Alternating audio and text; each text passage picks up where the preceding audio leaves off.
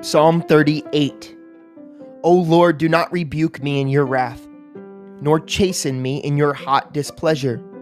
For your arrows pierce me deeply, and your hand presses me down.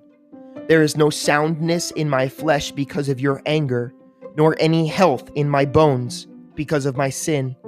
For my iniquities have gone over my head. Like a heavy burden, they are too heavy for me. My wounds are foul and festering because of my foolishness. I am troubled. I am bowed down greatly. I go mourning all the day long. For my loins are full of inflammation, and there is no soundness in my flesh. I am feeble and severely broken. I groan because of the turmoil of my heart. Lord, all my desire is before you, and my sighing is not hidden from you. My heart pants, my strength fails me. As for the light of my eyes, it also has gone from me. My loved ones and my friends stand aloof from my plague, and my relatives stand afar off.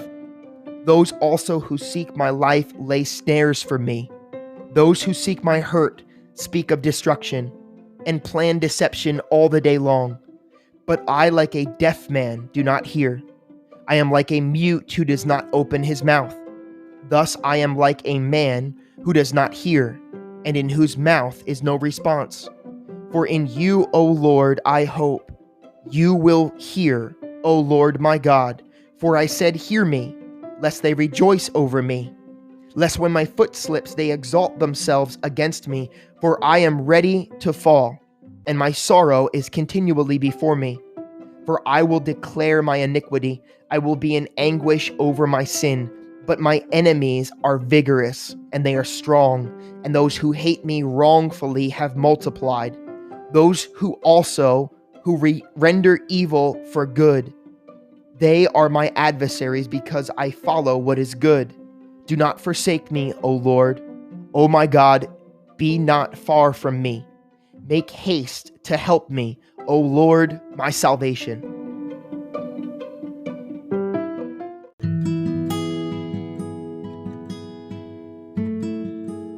Leviticus chapters 24 and 25. Then the Lord spoke to Moses, saying, Command the children of Israel that they may bring to you pure oil of pressed olives for the light, to make the lamps burn continually. Outside the veil of the testimony, in the tabernacle of meeting, Aaron shall be in charge of it from evening until morning before the Lord continually. It shall be a statute forever in your generations. He shall be in charge of the lamps on the pure gold lampstand before the Lord continually. And you shall take fine flour and bake 12 cakes with it. 2/10 of an ephah shall be in each cake.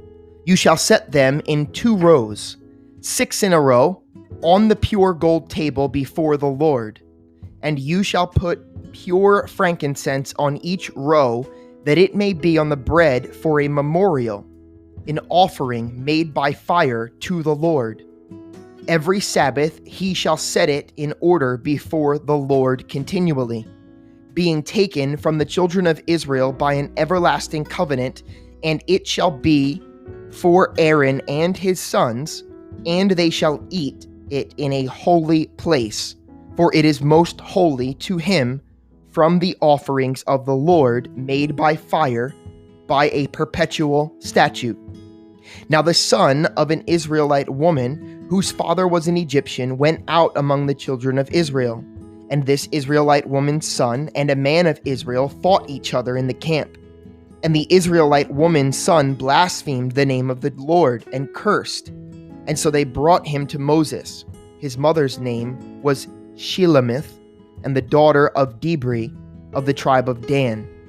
Then they put him in custody, that the mind of the Lord might be shown to them. And the Lord spoke to Moses, saying, Take outside the camp him who has cursed, then let all who heard him lay their hands on his head, and let all of the congregation stone him.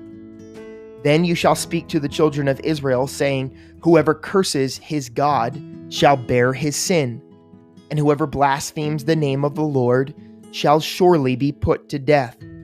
All the congregation shall certainly stone him, the stranger as well as him who is born in the land. When he blasphemes the name of the Lord, he shall be put to death.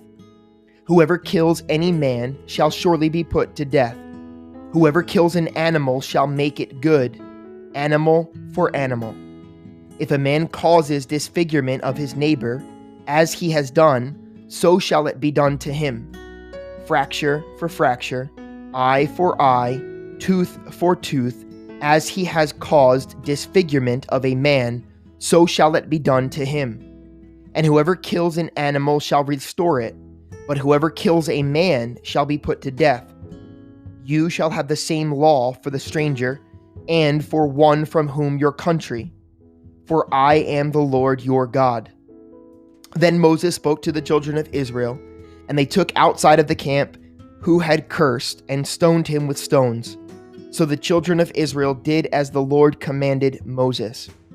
And the Lord spoke to Moses in Mount Sinai, on Mount Sinai, saying, Speak to the children of Israel and say to them, When you come into the land which I give you, then the land shall keep a Sabbath to the Lord.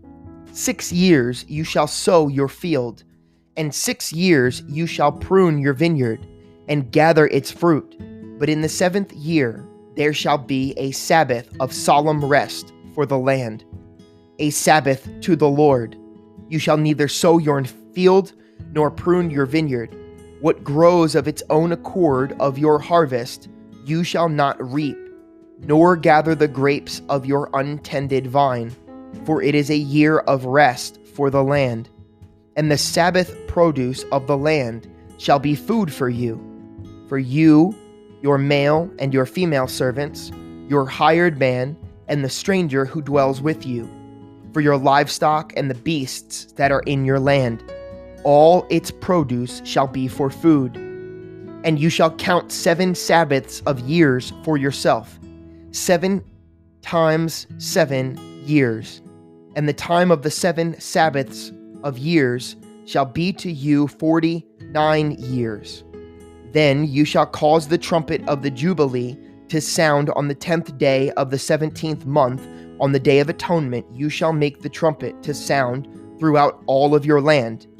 And you shall consecrate the 50th year and proclaim liberty throughout all the land to all of its inhabitants. It shall be a jubilee for you. And each of you shall return to his possession, and each of you shall return to his family. That 50th year shall be a jubilee to you. In it you shall neither sow nor reap what grows of its own accord, nor gather the grapes of your untended vine, for it is the jubilee. It shall be holy to you. You shall eat its produce from the field. In this year of jubilee, each of you shall return to his possession. And if you sell anything to your neighbor, or buy from your neighbor's hand, you shall not oppress one another. According to the number of years after the Jubilee, you shall buy from your neighbor, and according to the number of years of crops, he shall sell to you. According to the multitude of years, you shall increase its price, and according to the fewer number of years, you shall diminish its price. For he sells to you according to the number of the years of the crops. Therefore you shall not oppress one another, but you shall fear your God, for I am the Lord your God. So you shall observe my statutes and keep my commandments and perform them, and you will dwell in the land in safety.